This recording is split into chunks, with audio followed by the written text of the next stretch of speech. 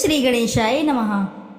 नमस्कार प्रिय भक्तगणों, स्वागत है आप सभी का आपके अपने चैनल ज्ञान अर्थ में। आज आप सभी रसपान करेंगे सकट चौथ की पावन एवं पौराणिक व्रत कथा, चौथ माता की व्रत कथा, भगवान श्री गणेश की व्रत कथा। इस वर्ष साल 2025 में माघ मास का संकट चौथ व्रत कब रखा जाएगा? पंचांग के अनुसार माघ कृष्ण चतुर्थी तिथि 17 जनवरी को सुबह 4:06 से लेकर 18 जनवरी को सुबह 5:30 तक है। आज इस वीडियो में आप रसपान करेंगे गणेश चतुर्थी की 4 पौराणिक एवं प्रचलित कथाएं और आरती। गणेश चतुर्थी के दिन श्रवण की जाने वाली 4 पौराणिक व्रत कथाएं। व्रत में सुनने से दूर होंगे सारे संकट, मिलेगा अपार सुख धन ऐश्वर्य। आइए ध्यान लगाकर रसपान करते हैं चतुर्थी व्रत कथा का। संकष्टी गणेश चतुर्थी व्रत करने से घर परिवार में आ रही विपदा दूर होती है। कई दिनों से रुके मांगलिक कार्य संपन्न होते हैं तथा भगवान श्री गणेश की असीम सुखों की प्राप्ति कराते हैं। माह के किसी भी चतुर्थी के दिन भगवान श्री गणेश की पूजा के दौरान संकष्टी चतुर्थी व्रत की कथा पढ़ना अथवा सुनना जरूरी होता है। इससे संबंधित 4 कथाएं प्रचलित हैं जो मैं आपको बारी बारी से सुनाऊंगी। तो श्रोताओं, आपसे अनुरोध है ध्यान लगाकर सुनिएगा। पौराणिक एवं प्रचलित श्री गणेश कथा के अनुसार एक बार देवता कई विपदाओं में घिरे थे। तब वह मदद मांगने भगवान शिव के पास गए। उस समय शिव के साथ कार्तिकेय तथा गणेश जी भी बैठे थे। देवताओं की बात सुनकर शिव जी ने कार्तिकेय व गणेश जी से पूछा कि तुम में से कौन से देवता के कष्टों के निवारण कर सकता है। तब कार्तिकेय व गणेश जी दोनों ने ही स्वयं को इस कार्य के लिए सक्षम बताया। इस पर भगवान शिव ने दोनों की परीक्षा लेते हुए कहा कि तुम दोनों में से सबसे पहले पृथ्वी की परिक्रमा करके जो भी आएगा वही देवताओं की मदद करने को जाएगा। भगवान शिव के मुख से यह वचन सुनते ही कार्तिक अपने वाहन मोर पर बैठकर पृथ्वी की परिक्रमा के लिए निकल गए। परंतु गणेश जी सोच में पड़ गए कि वे चूहे के ऊपर चढ़कर सारी पृथ्वी की परिक्रमा कैसे करें। ये तो इस कार्य में उन्हें बहुत समय लग जाएगा। तभी उन्हें एक उपाय सूझा। गणेश जी अपने स्थान से उठे और अपने माता पिता की 7 बार परिक्रमा करके वापस बैठ गए। परिक्रमा करने के लौटने पर कार्तिकेय स्वयं को विजेता बताने लगे। तब शिव जी ने श्री गणेश से पृथ्वी की परिक्रमा न करने का कारण पूछा। तब गणेश जी ने कहा, माता पिता के चरणों में ही समस्त लोक है। यह सुनकर भगवान शिव ने श्री गणेश जी को देवताओं के संकट दूर करने की आज्ञा दी। इस प्रकार भगवान शिव ने गणेश जी को आशीर्वाद दिया और चतुर्थी के दिन जो तुम्हारा पूजन करेगा और रात्रि में चंद्रमा को अर्घ्य देगा, उसके तीनों ताप यानी दैहिक ताप, वैदिक ताप तथा भौतिक ताप दूर होंगे।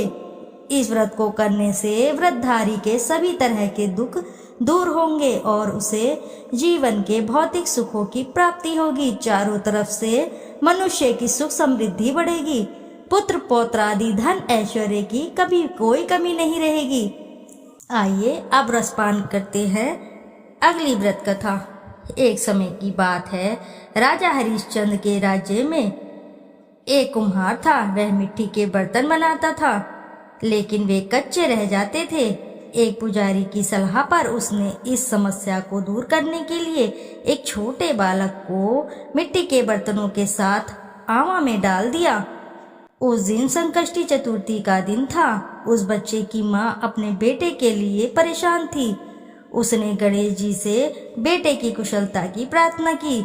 दूसरे दिन जब कुम्हार ने सुबह उठकर देखा तो आवा में उसके बर्तन तो तप गए थे, लेकिन बच्चे का बाल बांका भी नहीं हुआ था। वह डर गया और राजा के पास दरबार में जाकर सारी घटना बताई। इसके बाद राजा ने उस बच्चे और उसकी माँ को बुलवाया तो माँ ने सभी तरह के विघ्न को दूर करने वाली संकष्टी चतुर्थी का वर्णन किया। इस घटना के बाद महिलाएं संतान और परिवार के सौभाग्य के लिए संकट चौथ का व्रत करती हैं। आइए अब रसपान करेंगे अगली व्रत कथा। एक समय की बात है कि विष्णु जी का विवाह लक्ष्मी जी के साथ निश्चित हो गया। विवाह के तैयारी होने लगी। सभी देवताओं को निमंत्रण भेजे गए, परंतु गणेश जी को निमंत्रण नहीं दिया गया। कारण जो भी रहा हो, अब भगवान विष्णु की बारात जाने का समय आ गया। सभी देवता अपनी पत्नियों के साथ विवाह समारोह में आए। उन सब ने देखा कि गणेश जी कहीं दिखाई नहीं दे रहे हैं। तब वे आपस में चर्चा करने लगे कि क्या गणेश जी को न्योता नहीं है या स्वयं गणेश जी नहीं आए हैं। सभी को इस बात पर आश्चर्य होने लगा। तभी सबने विचार किया कि विष्णु भगवान से ही इसका कारण पूछा जाए। विष्णु भगवान से पूछने पर उन्होंने कहा कि हमने गणेश जी के पिता भोलेनाथ महादेव को न्योता भेजा है। यदि गणेश जी अपने पिता के साथ आना चाहते हैं तो आ जाते, अलग से न्योता देने की कोई आवश्यकता भी नहीं थी। दूसरी बात तो यह थी कि उन्होंने 1.25 मन मूंग, 1.25 मन चावल, 1.25 मन घी और 1.25 मन लड्डू का भोजन दिन भर में चाहिए। यदि गणेश जी नहीं आएंगे तो कोई बात नहीं, दूसरे के घर जाकर इतना सारा खाना पीना अच्छा नहीं लगता। इतनी वार्ता कर ही रहे थे कि किसी ने सुझाव दिया, यदि गणेश जी भी आ भी जाए तो उनको द्वारपाल बनाकर बैठा देंगे कि आप घर की याद रखना, आप तो चूहे पर बैठकर धीरे धीरे चलोगे, बारात से बहुत पीछे रह जाओगे। यह सुझाव भी सबको पसंद आ गया तो विष्णु भगवान ने भी अपनी सहमति दे दी। होना क्या था कि इतने में गणेश जी वहां आ पहुंचे और उन्हें समझा बुझाकर घर की रखवाली करने को लिए बैठा दिया। बारात चल दी। तब नारद जी ने देखा कि गणेश जी तो दरवाजे पर ही बैठे हुए हैं, तो वे गणेश जी के पास गए और रुकने का कारण पूछा। गणेश जी कहने लगे कि विष्णु भगवान ने मेरा बहुत अपमान किया है। नारद जी ने कहा कि आप अपनी मूषक सेना को भी आगे भेज दे, वह रास्ता खोद देगी जिससे उनके वाहन धरती में घुस जाएंगे, तब उनको सम्मान पूर्वक बुलाना पड़ेगा। अब तो गणेश जी ने अपनी मूषक सेना जल्दी से आगे भेज दी और सेना ने जमीन पोली कर दी। जब बारात वहां से निकली तो रथों के पहिए धरती में धंस गए। लाख कोशिश करे परंतु पहिए नहीं निकले। सभी ने अपने अपने उपाय किए परंतु पहिए तो नहीं निकले, बल्कि जगह जगह से टूट गए। किसी की समझ में नहीं आ रहा था कि अब क्या किया जाए। तब नारद जी ने कहा, आप लोगों ने गणेश जी का अपमान करके अच्छा नहीं किया। यदि उन्हें मना कर लाया जाए तो आपका कार्य सिद्ध हो सकता है और यह संकट टल सकता है। शंकर भगवान ने अपने दूत नंदी को भेजा और वे गणेश जी को लेकर आए। गणेश जी का आदर सम्मान के साथ पूजन किया। तब कहीं रथ के पहिए निकले। अब रथ के पहिए निकल को गए परंतु वे टूट फूट गए, तो उन्हें सुधारे कौन। पास के खेत में खाती काम कर रहा था, उसे बुलाया गया। खाती अपना कार्य करने के पहले श्री गणेशाय नमः कहकर श्री गणेश की वंदना मन ही मन में करने लगा। देखते ही देखते खाती ने सभी पहियों को ठीक कर दिया।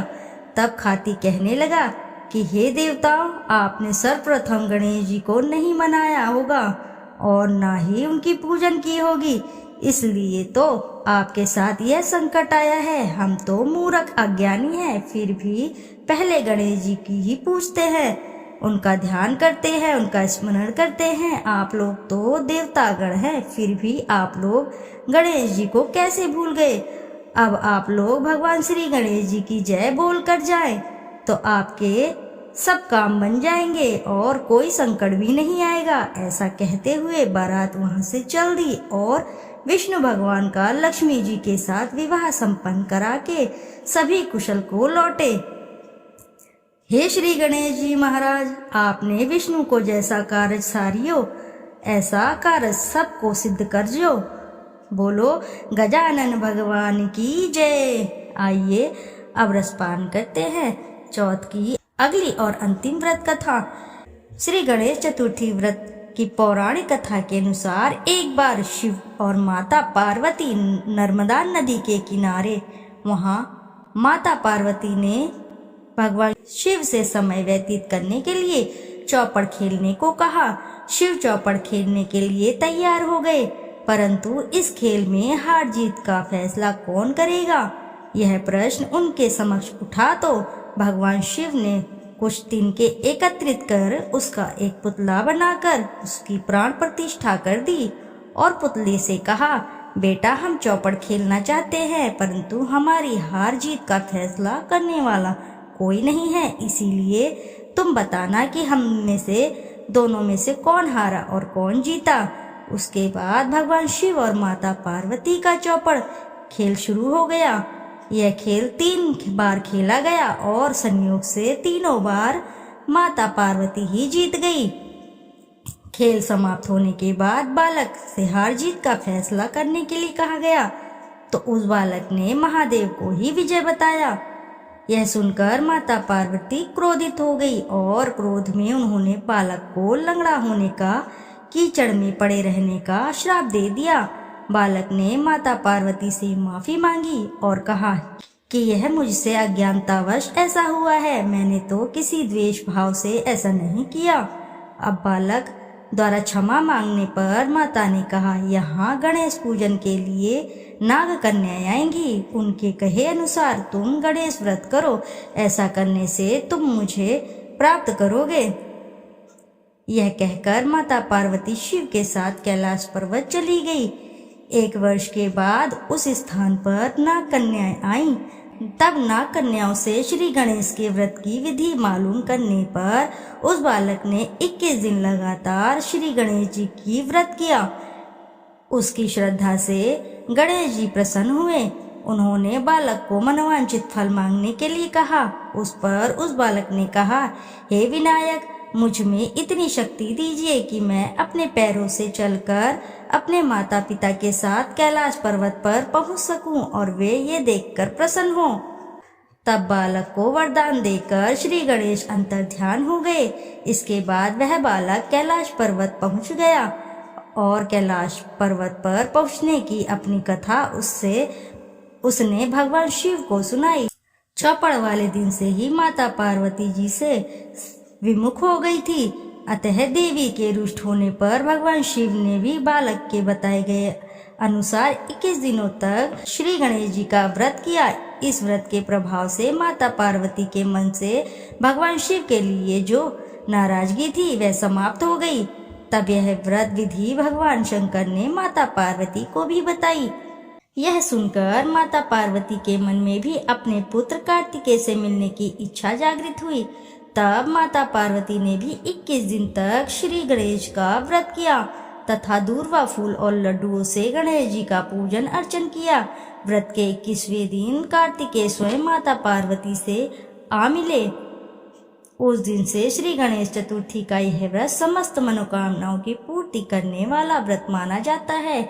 इस व्रत को करने से मनुष्य के सारे कष्ट और सभी बाधाएं दूर होती है, मनुष्य को समस्त सुख सुविधाएं प्राप्त होती हैं। तो प्रेम से बोलिए प्रिय भक्तगणों, श्री गजानंद महाराज की जय।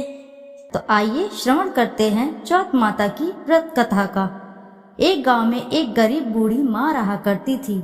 ईश्वर की कृपा से उसका एक बेटा भी था। वह अपने बेटे से बहुत ज्यादा प्यार करती थी, इसलिए अपने बेटे की लंबी उम्र और सलामती के लिए 12 महीने के चौथ माता के व्रत रखती थी। चौथ माता का व्रत सुहागिन महिलाएं अपने पति की लंबी उम्र और अपने बच्चों के अच्छे स्वास्थ्य और सही सलामती के लिए रखती हैं। वह बूढ़ी महिला हर चौथ के व्रत में शहर जाकर अपनी आर्थिक स्थिति के अनुसार पंसारी की दुकान से थोड़ा सा घी और गुड़ लाती थी और 4 लड्डू बनाती थी। 4 लड्डुओं में से एक महिला एक से पूजा करती थी, एक लड्डू हथकार के लिए निकालती, एक से वह चंद्रमा के दर्शन करके स्वयं खा लेती और एक अपने बेटे के लिए रख देती। एक बार उसका बेटा अपनी ताई से मिलने के लिए गया। जब अपनी ताई के घर पहुंचा तो उसने देखा कि उन्होंने वैशाख चौथ का व्रत रखा हुआ था। उत्सुकता से लड़के ने पूछा कि मेरी माँ तो 12 चौथ का व्रत करती है।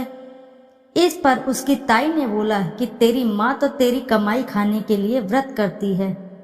लड़के ने सोचा कि ताई सच कह रही है, वह बुढ़िया लड्डू खाने के लिए व्रत रखती है। लड़के के दिमाग में नकारात्मक विचार घर कर गए। घर आकर लड़का अपनी माँ से बोलता है कि मैं परदेश जा रहा हूँ, तू मेरी सारी कमाई खा लेती है। इस पर माँ ने उसे बहुत समझाया, पर नकारात्मक सोच उसे परदेश जाने पर मजबूर कर रही थी। उस बूढ़ी माँ के लाख मनाने पर भी वह नहीं माना, इसलिए उसकी माँ ने उसे साथ ले जाने के लिए चौथ माता के आंखें दिए और बेटे से कहा कि यह आंखें मुसीबत में तुम्हारे काम आएंगी। बेटा कुछ नहीं समझ पा रहा था, लेकिन उसने अपनी माँ की बात मान ली। वह परदेश जाने के लिए यात्रा कर रहा था कि उसको एक नगर में जाते समय रास्ते में एक बुढ़िया माँ देखी। लड़के ने ध्यान से देखा कि बुढ़िया रोती हुई जा रही थी और पुए बनाती जा रही थी। वह रो भी रही थी और पुए भी बना रही थी। लड़के ने पास जाकर उस बुढ़िया से उसके रोने का कारण बड़ी उत्सुकता से पूछा। बूढ़ी माँ ने जवाब दिया कि बेटा, इस नगर की पहाड़ी पर एक दैत्य रहता है। पहले तो वह खाने के लिए इस नगर के लोगों को मार दिया करता था, वह लोगों को मारकर खा जाता है। उसके इस अत्याचार को रोकने के लिए नगर में व्यवस्था की गई कि हर घर से एक आदमी को दैत्य के पास भेजा जाएगा, और आज मेरे बेटे की बारी है, इसलिए मैं रो रही हूँ और उसी के लिए पुए बना रही हूँ। उस लड़के ने कहा, तुम ये खीर पुए मुझे दे दो, मैं तुम्हारे बेटे की जगह उस दैत्य के पास चला जाऊंगा। बूढ़ी माँ ने लड़के की ये बात स्वीकार करी। लड़के ने खीर पुए बड़े चाव से खाए और खाकर आराम से सो गया। सोते सोते उसे शाम हो गई। शाम को उस बूढ़ी माँ के पास राजा के सैनिक आ गए और कहा, कहाँ है तुम्हारा बेटा? बूढ़ी माँ ने लड़के से कहा कि राजा के सैनिक तुम्हें दैत्य के पास ले जाने के लिए आ गए। वह लड़का खुशी से सैनिकों के साथ दैत्य के पास चला गया। दैत्य के पास जाकर उसने देखा कि दैत्य बहुत भयानक है। अपनी जान बचाने के लिए वह इधर उधर भागने लगा। तभी उसको याद आया कि उसकी माँ ने उसे चौथ माता की आंखें दिए थे और कहा था कि मुसीबत में तुम्हारे काम आएंगे। उस लड़के ने चौथ माता के आंखें निकाले और उन्हें दैत्य की तरफ फेंका और कहने लगा, हे चौथ माता, अगर मेरी माँ सच्चे दिल से मेरी सलामती के लिए व्रत रखती है, दैत्य का सर कटकर जमीन पर गिर जाए। यह चौथ माता का चमत्कार ही है कि उसका वचन कहते ही दैत्य का सिर कटकर नीचे गिर गया। लड़का सही सलामत वापस आ गया। वापस आते देख उसे राजा ने अपने दरबार में बुलाया और बहुत से उपहार देकर रवाना किया। लड़का अपने रास्ते पर आगे बढ़ गया। चलते हुए उसे कुछ समय बाद वह दूसरे राज्य में पहुंचा। उस राज्य में एक प्रथा प्रचलित थी कि बर्तनों के आवे को पकने के लिए एक इंसान की बलि दी जाती थी। राज्य से जाते देख सैनिकों ने उसे पकड़ लिया और आवे में चिनवा दिया, और आवे को पकने के लिए लड़के ने फिर से चौथ माता के आंखें निकाले और बोला, हे माता, अगर माँ मेरे लिए बिना किसी स्वार्थ के व्रत रखती है तो आवे को पकने पर मेरी मृत्यु ना हो। लड़के के ये शब्द बोलते ही आवे पकने पर लड़के की मृत्यु नहीं हुई।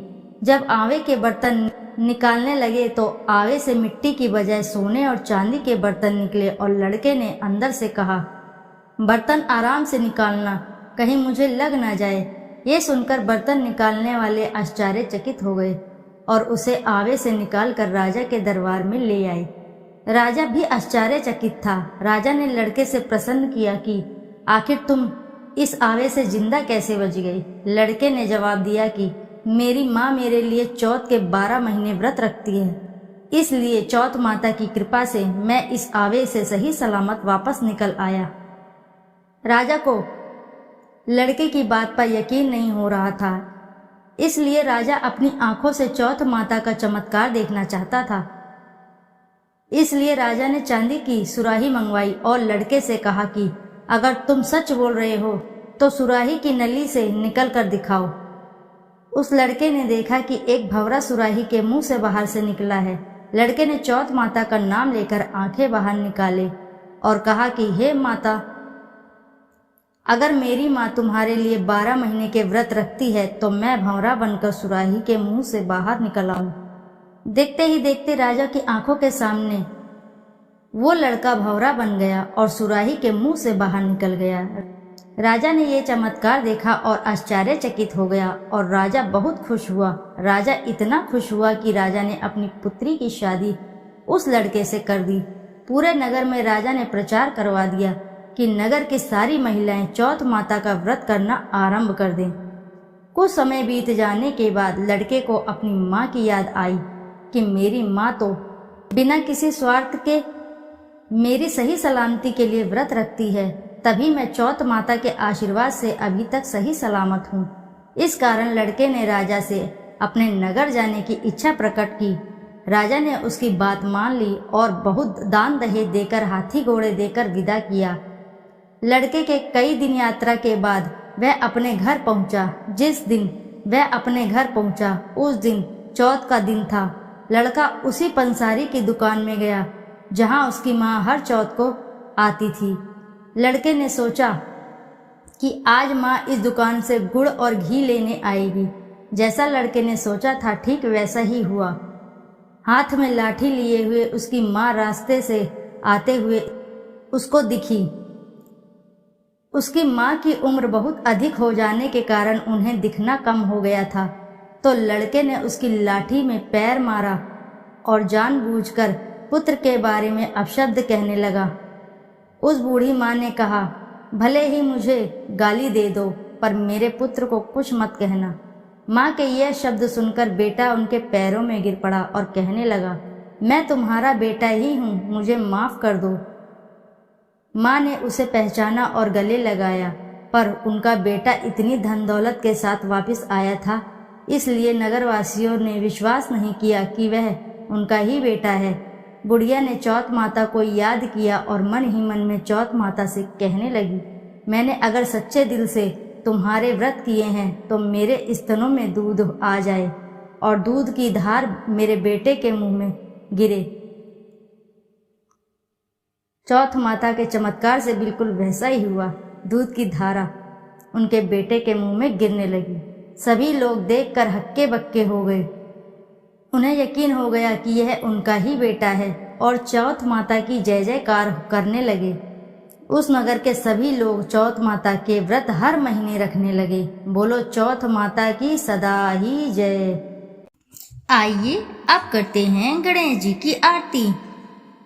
जय गणेश जय गणेश जय गणेश देवा, माता जाकी पार्वती पिता महादेवा। एक दंत दयावंत चार भुजाधारी, माथे सिंदूर सोहे मूस की सवारी। जय गणेश जय गणेश जय गणेश देवा, माता जाकी पार्वती पिता महादेवा। पान चढ़े फूल चढ़े और चढ़े मेवा, लड्डुअन का भोग लगे संत करे सेवा। जय गणेश जय गणेश जय गणेश देवा, माता जाकी पार्वती पिता महादेवा। अंधन को आँख देत कोढ़िन को काया, बांझन को पुत्र देत निर्धन को माया। जय गणेश जय गणेश जय गणेश देवा, माता जाकी पार्वती पिता महादेवा। सूर श्याम शरण आए सुफल की जसेवा, माता जाकी पार्वती पिता महादेवा। जय गणेश जय गणेश जय गणेश देवा, माता जाकी पार्वती पिता महादेवा। दीनन की लाज रखो शुंभ सुतकारी, कामना को पूर्ण करो जाऊं बलिहारी। जय गणेश जय गणेश जय गणेश देवा, माता जाकी पार्वती पिता महादेवा। प्रेम से बोलिए प्रिय भक्तगणों, श्री गणेश महाराज की जय। फिर मिलते हैं आपसे श्रोताओं। यदि आपको कथा अच्छी लगी है तो वीडियो जरूर लाइक करें, साथ ही चैनल को सब्सक्राइब करें और एक बार अपनी सच्ची श्रद्धा से कमेंट बॉक्स में लिखना ना भूलें। जय श्री गणेश महाराज की। फिर मिलते हैं आपसे ऐसी ही अगली कथा में। जब तक के लिए नमस्कार श्रोताओं।